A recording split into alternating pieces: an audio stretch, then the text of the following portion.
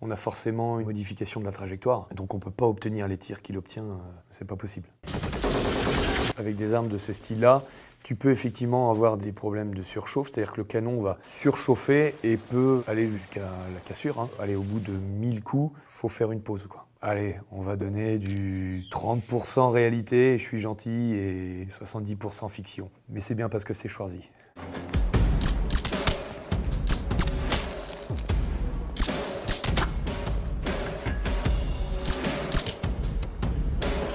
Un réducteur de son, appelé vulgairement silencieux, va réduire le son de la détonation d'environ 30%.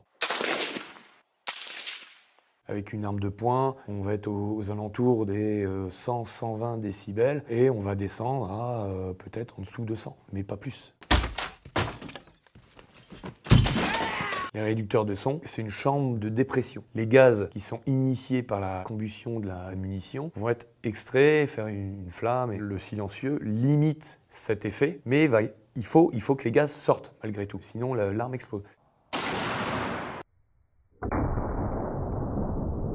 Et avec cette échappée gaz, il y a forcément une sonorité, la sonorité de la détonation. Un silencieux, c'est comme un instrument à vent. C'est-à-dire qu'avec une flûte, tu vas avoir un son aigu. Avec un trombone, tu vas avoir un son grave. Et bien là, c'est pareil. Si on avait un réducteur de son gros comme ça, on aurait un son un peu comme dans les tontons flingueurs. L'utilisation d'un réducteur de son en mode neutralisation de sentinelle va être intéressante avec un calibre qu'on appelle subsonique, c'est-à-dire un calibre dont la vitesse va passer en dessous des 300 mètres secondes, qui est la vitesse à peu près du son. Mais le problème, c'est qu'avec ces calibres-là, on va perdre beaucoup en qualité de tir. Je crois que je vais être tranchant, je vais mettre 0% de réalité et 100% de fiction.